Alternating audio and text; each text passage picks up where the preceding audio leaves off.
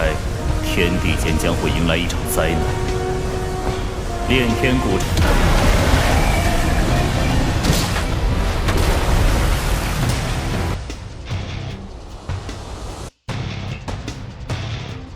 Halo Sobat Sama Kanang, gimana kabarnya? Semoga kalian baik-baik saja ya. Seperti biasa, pada video kali ini kita akan membahas preview cerita Donghua BTTH Flame Emperor Ep ke-74, yang dimana pada episode sebelumnya, setelah berhasil memasuki istana bawah tanah, Xiaoyan dan rombongannya akhirnya tiba di pintu menuju kolam kekaisaran Xuanling.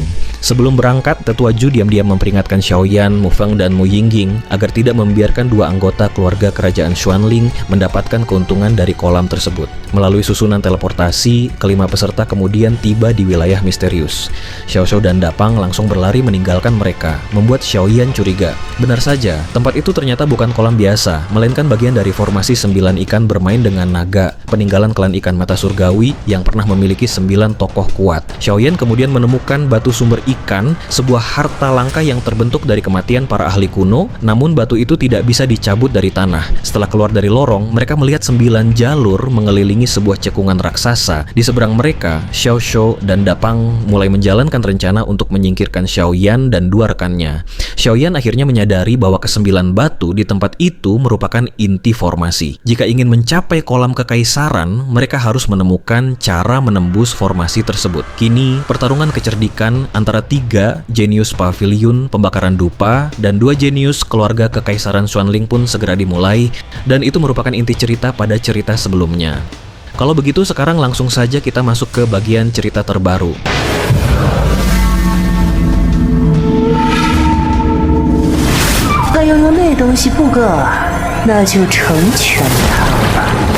Ayo pergi, cetus Xiaoyan bersuara rendah. Tanpa membuang waktu, mereka bertiga langsung bergerak serentak menuju dasar cekungan formasi tersebut. Saat Mu Feng berteriak sebelumnya, Xiaoyan sempat memperhatikan batu-batu aneh di tangan Xiao Xiao dan Dapang. Mengingat kedua saudara itu baru muncul dari dasar kolam, jelas bahwa batu-batu itu berasal dari sana. Maka ia bergegas turun mengikuti jalan setapak untuk menyelidikinya. Sembari menuruni jalan, Xiaoyan teringat petunjuk dari Tetua Zhu. Siapapun yang memasuki kolam kekaisaran Xuanling bisa mendapat manfaat besar, tetapi tempat ini penuh hal aneh. Apa yang didapat bergantung pada bentuk ujian penempaan dari para individu berpengaruh. Formasi 9 ikan bermain dengan naga sendiri adalah formasi pertahanan super kuat yang dipasang keluarga kekaisaran Xuanling di pinggiran kolam demi menguji pendatang. Bila ke-9 ikan muncul bersamaan, bahkan Tetua Zhu pun tak sanggup menembusnya. Namun, mengingat besarnya sumber daya yang dibutuhkan, keluarga kekaisaran Xuanling paling banyak hanya mengaktifkan 5 ikan yang kekuatannya saja sudah setara dengan puncak Dodi bintang 5. Formasi ini terdiri dari 9 lorong dan 1 medan perang utama di tengah. Setiap lorong dijaga oleh sosok kuat. Untuk memenangkannya, Xiaoyan harus mengalahkan atau mendapat pengakuan penjaga demi memperoleh batu khusus yang menjadi kunci pengaktifan formasi dan akses masuk ke kolam. Di sisi lain, hal penting dari medan perang utama di tengah cekungan juga wajib didapatkan. Rupanya Tetua Zhu sudah mengantisipasi kecurangan keluarga kekaisaran Xuanling yang sengaja menyembunyikan informasi ini. Di sisi lain, Xiao Xiao dan Dapang yang masih larut dalam kegembiraan mengira Xiaoyan bertiga tidak tahu cara menembus formasi. Mereka sengaja berlari lebih dulu untuk mengumpulkan batu penjaga sekaligus menyembunyikan kelemahan formasi tersebut. Hush, hush. Hanya dalam beberapa tarikan napas, Xiaoyan dan kedua rekannya telah mendarat di dasar cekungan yang berupa area terbuka selebar beberapa ratus meter. Detik berikutnya, kekuatan jiwa Xiaoyan meluncur deras menusuk tanah sejauh ratusan meter. Namun tatapannya mendadak terkejut saat merasakan adanya kekuatan tak terlihat yang menghalangi penyelidikannya. Melihat Xiaoyan bersiap bertindak, Mu Feng melambaikan tangan mengisyaratkan agar ia yang turun tangan. Yin Yang Bagua, metode Qian Kun, mata Dharma, buka, teriak Mu Feng. Diselimuti dauci hijau gelap, ia menghantamkan serangannya melapis seluruh permukaan tanah secara menyeluruh. Saat ledakan kekuatan Mu Feng menyapu area tersebut, guncangan aneh menjalar hingga ke salah satu lorong formasi. Di dalam lorongnya, Xiao Xiao mendadak memuntahkan darah segar. Sialan, mereka benar-benar tahu, tapi sudah terlambat. Kami sudah mengambil inisiatif. Formasi ini mengaktifkan 5 ikan. Begitu kami mendapat 3, kalian takkan bisa membalikan keadaan dan gagal masuk ke kolam kekaisaran Xuanling. Gumamnya ganas. Wajahnya berubah serius saat diselimuti Douci di hadapan sosok ilusi, menakutkan yang bertelapak berselaput aneh serta terus meneteskan air.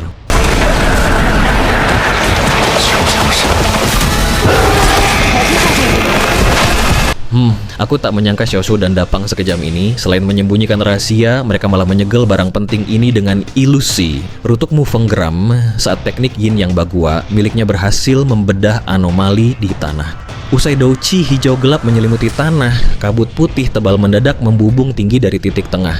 Ini diagram formasi 9 ikan bermain dengan naga, seru Xiaoyan kaget. Mu Yingying dan Mu Feng pun melebarkan mata menatap objek misterius yang perlahan melayang keluar dari kabut. Di hadapan mereka tampak sebuah nampan bundar berwarna emas berdiameter beberapa telapak tangan yang memancarkan aura bangsawan. Di atas nampan emas tersebut melingkar seekor naga perak berukuran beberapa zang dengan sisik mengkilap, cakar ganas, ekor gagah, serta mata liar yang memancarkan tekanan menakutkan. Di sisi lain, Mu Yingying menyadari detail unik di sekeliling naga perak tersebut. Banyak figur ikan tampak hidup dan berenang sangat cepat mengitari sang naga, meski mata ikan-ikan itu terlihat kusam tanpa jiwa. 1, 7, ada 7 ikan. Sepertinya tebakanku benar selama ini. Tawa Xiaoyan terkekeh puas. 7 ikan, mungkinkah?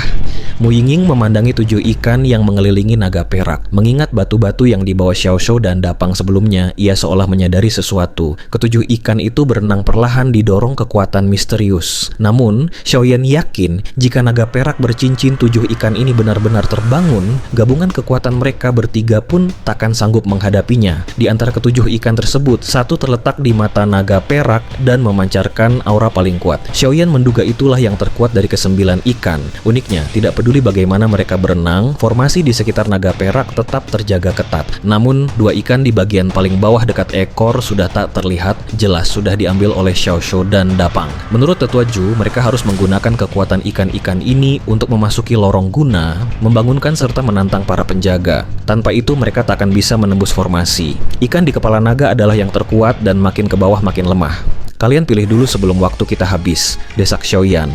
Siapa yang mengalahkan penjaga lebih dulu pasti dapat kendali lebih besar atas formasi naga perak ini. Baik, saut Mu Yingying dan Mu Feng serentak tanpa menunda. Aku pilih yang ini, ujar Mu Yingying sambil menunjuk seekor ikan berbentuk segitiga dengan pola emas 5 warna, serta kepala dan ekor yang proporsional. Bagaimana denganmu, Mu Feng? Tanya Xiaoyan. Aku pilih yang ini, potong Mu Feng mantap memilih ikan bercorak emas 4 warna yang auranya cukup mengagumkan. Bagaimana denganmu sendiri, Xiaoyan? Tanya Mu Yingying. Sedangkan aku ingin mencoba ikan emas bermotif 9 di paling atas, saut Xiaoyan santai namun bergema. Mustahil, potong Mu Yingying gigih. Ikan berpola 9 itu penjaga terkuat dengan aura setara Dou di bintang 8. Sebagai kakakmu, aku melarangmu. Jangan khawatir, aku punya rencana dan takkan bertindak konyol. Bujuk Xiaoyan agak heran dengan kepedulian mendadak Mu Yingying. Tanpa disadarinya, perhatian halus Xiaoyan belakangan ini telah membangkitkan emosi khusus di hati Mu Yingying. Ikan itu penjaga terkuat. Apa kau benar-benar sanggup? Bisik Mu Feng ragu. Di sisi lain, ia sangat mengagumi ambisi dan kesombongan alami Xiaoyan, meski ia sendiri sadar diri untuk tidak memaksakan batas kemampuannya. Tidak bisa, tegas Mu Yingying tetap menolak. Namun, Xiaoyan menyela. Peluangku di atas 50% dan aku punya tubuh abadi untuk mundur aman. Lagi pula, mengalahkan penjaga ikan emas berpola 9 ini adalah satu-satunya cara mengendalikan formasi sekaligus mengantisipasi kecurangan keluarga kerajaan Xuanling pada Xiaoshu dan Dapang. Sudah diputuskan. Kau ini, Mu Yingying jengkel melihat keras kepalanya Xiaoyan. Tanpa ragu lagi, Xiaoyan menembakkan douchi putih susu ke arah nampan naga perak. Detik berikutnya, douchi itu terpecah 3 dan menyapu posisi kepala serta perut naga.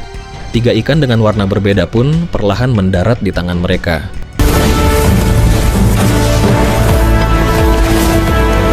只是每人体内大。那就成全他吧。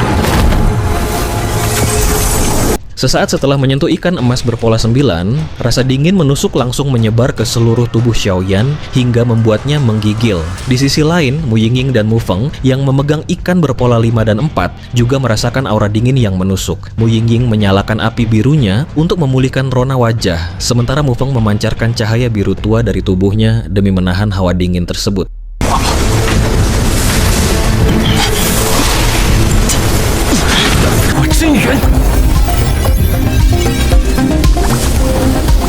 Kini hanya tersisa 4 ikan yang berenang mengitari naga perak tersegel di atas nampan. Karena sudah dapat, ayo berangkat. Jika salah satu dari kita berhasil lebih dulu, langsung bantu yang lain, seru Xiaoyan. Tanpa membuang waktu dalam perlombaan melawan waktu ini, ketiganya segera melompat keluar dari dasar cekungan menuju titik tertinggi, lalu masing-masing melesat memasuki lorong yang berbeda. Ketiganya tiba di pintu keluar 9 lorong, saling bertukar pandang, lalu bergegas memasuki lorong pilihan masing-masing. Di setiap lorong, terdapat batu asal ikan yang berfungsi bak neraka penyucian untuk memenjarakan para penjaga, sedangkan ikan mas di tangan mereka adalah kuncinya. Mengingat daya yang dilepaskan batu asal ikan bergantung pada ikan mas yang diambil, Xiaoyan yang membawa ikan mas 9 garis otomatis menghadapi tantangan terberat. Leluhur, apa kau benar-benar yakin dengan ikan mas 9 garis ini? Bisik Xiaoyan ragu saat menyusuri lorong. Secara rasional, ia cuma sanggup menghadapi ikan mas bergaris 6 atau 7.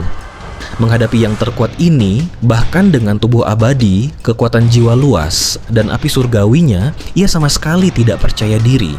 Namun Raja Naga Emas mendadak angkat bicara, menandakan sang leluhur punya alasan dan metodenya sendiri. Hehe, orang luar cuma tahu klan ikan mata surgawi melahirkan 9 ahli puncak, tapi tak tahu rinciannya. Kau tahu kenapa klan ikan mata surgawi bisa runtuh? Tanya jiwa Raja Naga Emas yang perlahan muncul. Aku tidak tahu, jawab Xiaoyan sambil terus berjalan. Itu karena klan ikan mata surgawi dan keluarga kerajaan Xuanling adalah musuh bebuyutan. Terang Raja Naga Emas di lorong yang sunyi. Musuh bebuyutan? Itu tidak mungkin. Tak ada lautan di benua Xuantian. Bagaimana bisa mereka jadi musuh bebuyutan? Tanyanya kaget dan bingung. Hehe, apa kau ingat suasana lantai pertama istana bawah tanah keluarga kerajaan Xuanling? Pancing Raja Naga Emas. Xiaoyan pun teringat sensasi sangat lembab saat pertama masuk, seperti berada ribuan meter di bawah laut akibat perendaman air selama bertahun-tahun. Keluarga kerajaan Xuanling ini sangat kejam. Dahulu ada sungai bawah tanah ratusan mil di bagian tengah benua Xuantian bernama Laut Changshui, tempat klan ikan mata surgawi hidup damai. Namun, pendiri keluarga kerajaan Xuanling mendadak berkonflik dengan mereka. Usai gagal merebut 9 pegunungan Qi Kekaisaran, ia menemukan Laut Changshui lalu memanggil banyak tokoh kuat untuk membantai seluruh makhluk di sana demi menyegel daratan, ungkap Raja Naga Emas. Dalam perang gelap itu, 9 ahli terkuat ikan mata surgawi mengorbankan nyawa memicu formasi 9 ikan bermain dengan naga hingga melukai para pendiri kerajaan. Setelah memusnahkan isi laut, mereka menimbun seluruh Laut Changshui dengan tanah dan menghabiskan puluhan tahun membangun istana bawah tanah ini. Skala dan kekuatan raksasa kerajaan Xuanling saat ini tak lepas dari rampasan harta klan ikan mata surgawi. Keluarga kerajaan Xuanling ini benar-benar menakutkan, gumam Xiaoyan menggelengkan kepala. Mengingat hubungan kerajaannya dengan pavilion pembakaran dupa sangat sengit ditambah tekanan klan Medusa, kerajaan ini tampaknya sedang merencanakan hal besar. Meski kejam, kekuatan mereka sanggup membuat orang membisu. Lagi pula, tak ada yang mau bertarung mati-matian, tambah Raja Naga Emas. Pada akhirnya tetap bergantung pada kekuatan, timpal Xiaoyan tanpa patah semangat. Mengingat kerajaan itu juga pernah menyergap gurunya, Tetua Zhu. Kita sudah sampai, desa Xiaoyan. Ia berjongkok menatap batu asal ikan yang keras di tengah lorong. Ketika dipasangkan ikan mas 9 garis di tangannya memancarkan cahaya perak. Bagaimana cara membukanya? Tanya Xiaoyan gusar usai gagal memicunya. Sederhana, suntikan daucimu ke ikan mas 9 garis, lalu tempelkan ke bagian atas batu asal ikan. Instruksi Raja Naga Emas. Bang, begitu dauci api putih susu dialirkan, aura naga raksasa terlepas dari ikan tersebut. Xiaoyan langsung menekankannya ke batu asal ikan di tanah. Cahaya menyilaukan mendadak menyembur. Ikan mas 9 garis mendadak bergerak gembira mengitari batu tersebut. Seiring lepasnya aura dahsyat dari batu asal ikan, sosok berpostur tegak berambut hitam panjang perlahan mewujud. Anehnya, jari tangan dan kaki sosok itu saling terhubung selaput, sementara pupil matanya berbentuk unik identik dengan mata ikan yang hilang pada ikan mas 9 garis.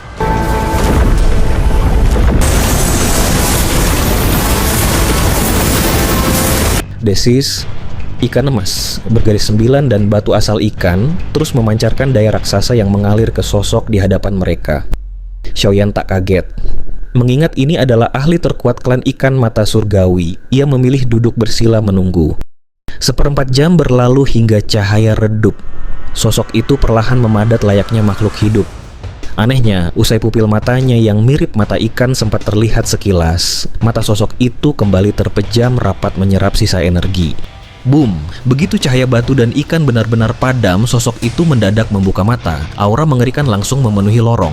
Siapa yang berani menerobos masuk? Gema suara penuh tekanan dari sosok berpakaian hijau, berambut hitam panjang, dan berwajah anggun bak seorang cendekiawan. Namun, sosok anggun itu malah membuat Xiaoyan merasakan ketakutan hebat. Junior Xiaoyan, saya di sini untuk meminjam batu formasi. Pangkas Xiaoyan memutus tekanan tersebut. Batu formasi katamu, kalau begitu kalahkan aku dulu. Saut sosok itu dingin. Seketika aura Do di bintang 8, tingkat penyempurnaan meledak hebat. Sialan, ini terlalu berlebihan. Gertak Xiaoyan menelan ludah melihat luasnya aura sang penjaga. Hehe, kau sudah takut? Goda Raja Naga Emas di dalam hatinya. Grandmaster, tolong jangan bercanda. Ini ahli bintang 8. Apa kau mau mengirimku ke kematian? Saat membunuh Kaisar Hantu Kembar dulu, kekuatan Ki hantunya tidak sampai 1/10, plus dibantu jimat pemakan jiwa. Keluh Xiaoyan tak berdaya. Jangan khawatir, aku di sini. Ingat untuk beradaptasi, hibur Raja Naga Emas sembari mengamati sang penjaga. Anehnya, sang leluhur selalu merasakan aura jahat yang samar dari sosok ini. Namaku Yushuan, pemimpin klan terakhir ikan mata surgawi. Aku pemuda itu. Air mendadak menyelimuti tubuhnya dan menetes deras ke lantai. Tidak bagus, batin Xiaoyan. Spesies ini sangat unggul di arena basah. Jika lorong ini digenangi air, posisinya bakal sangat kritis. Sepertinya aku harus mengakalinya, gumam Xiaoyan melirik leluhurnya. Api putih susu mendadak menyembur dari tubuhnya, seketika menguapkan seluruh kelembapan dan menaikkan suhu lorong. Namun begitu melihat kobaran api putih susu tersebut, mata ikan Yushuan menyipit tajam dan dahinya bergetar hebat. Detik berikutnya, diselimuti air, ia mengepalkan tinju dan melesat menyerang Xiaoyan dengan kebencian luar biasa. Siapa kamu? Apa hubunganmu dengan keluarga kerajaan Roh Agung? Bicara, jika tidak, matilah. Raung Yushuan seperti orang gila. Kobaran api dahsyat Xiaoyan mengingatkannya pada kelompok kejam yang telah memusnahkan kliennya dulu. Hal itu membuatnya mengamuk hebat. Sialan, umpat Xiaoyan melihat Yushuan menyerang bak kesetanan dari jarak beberapa puluh meter. Ia bergegas mengerahkan douchi raksasa dan api aneh untuk bertahan. Walau sadar serangannya sulit ditahan secara murni, Yushuan ini pemimpin terakhir klan. Kebencian atas kehancuran klannya takkan terpadamkan. Reaksi ini wajar. Gumam Raja Naga Emas mengamati pertempuran. Puff. Pukulan Yushuan mendarat telak di dada Xiaoyan hingga bercak darah menyebar, namun anehnya tak ada darah yang mengalir. Seseorang dari keluarga kerajaan Roh Agung, matilah, seru Yushuan dengan pupil memerah liar. Bang, detik berikutnya tubuh Xiaoyan yang dihantam berubah menjadi kepulan asap putih dan sirna. Di sudut lain lorong, Xiaoyan muncul kembali sambil batuk-batuk hebat. Brengsek, Yushuan ini gila apa? Dia langsung menyerang mematikan begitu bertemu, umpat Xiaoyan. Beruntung ia sempat menggunakan teknik klon yang disimpan di lautan jiwanya. Jika tubuh aslinya yang menerima pukulan telak Do di bintang 8 puncak tersebut, akibatnya cuma satu, luka parah. Brengsek leluhur, raung Xiaoyan pasrah. Bagaimana mungkin ia tahu kalau Yushuan bakal mendadak mengamuk? Bahkan dalam kondisi normal pun, Yushuan yang berada di puncak Do di bintang 8 sudah mustahil dilawan. Apalagi saat mengamuk seperti ini. Yushuan adalah patriark klan ikan mata surgawi, dan dia memperlakukan Yanzi kecil seperti ini. Mungkinkah batin Raja Naga Emas perlahan menyadari sesuatu? Sesaat kemudian ia melangkah mendekati posisi Xiaoyan. Yushuan yang menyadari serangannya meleset kembali menoleh dan menerjang Xiaoyan, meski amarahnya sudah lumayan mereda. Ia heran mengapa manusia berapi di depannya ini masih tampak segar bugar setelah dihantam telak. Walau pemuda ini cuma Do di bintang 4 tingkat menengah, aura berapi-apinya membuat Yushuan sangat tidak nyaman. Di sisi lain, ia juga merasakan fluktuasi mengerikan di dalam lorong yang belum disadarinya. Senior, tunggu sebentar. Cegah Xiaoyan melambaikan tangan, sadar takkan mampu menandingi Yushuan secara fisik. Nak, dari mana aura berapi-api di tubuhmu ini? Tanya Yushuan menyesal telah menyerang pemuda ini tanpa bermartabat. Hehe, biar aku yang urus. Potong Raja Naga Emas yang mendadak menampakkan wujud jiwanya. Meskipun cuma berwujud jiwa, kekuatannya sangat dahsyat dan menakutkan hingga tak terdeteksi sebelumnya. Siapa itu? Raung Yushuan merasakan getaran hebat hingga ke lubuk jiwanya. Suatu sensasi yang cuma muncul saat berhadapan dengan lawan yang jauh lebih kuat. Raja Naga Emas muncul diselimuti cahaya keemasan.